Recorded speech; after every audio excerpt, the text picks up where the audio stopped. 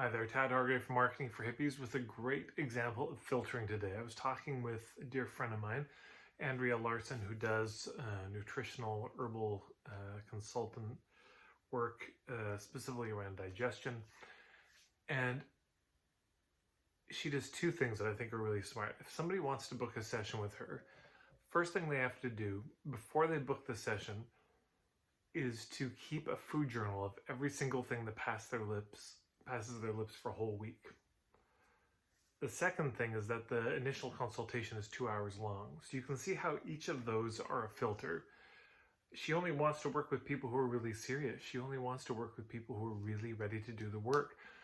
But what I see all the time is people put this, they write it in their, if they even have an ideal client, if they even get that far, they'll say things like, I want to work with people who are responsible, who are really ready to do the work. Well, you can say it, or you can build it into the architecture, which is what Andrea's done. Because of course, only people who are really serious are actually going to keep that food journal. Some will be too lazy to do it. Some will be too confronted by, oh my God, I actually have to admit I eat all these things. And so let me just wait until my diet's better. There's that.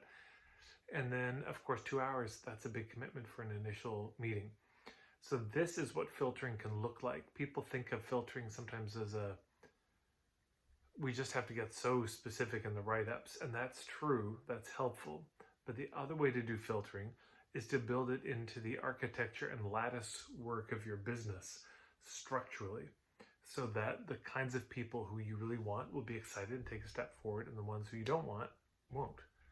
So there you go. Hopefully that's helpful. If you know of any other examples, you got one in your own business, please put them in the comments below. I'd love to see them. And you can always subscribe, of course, hit the red button and the bell icon.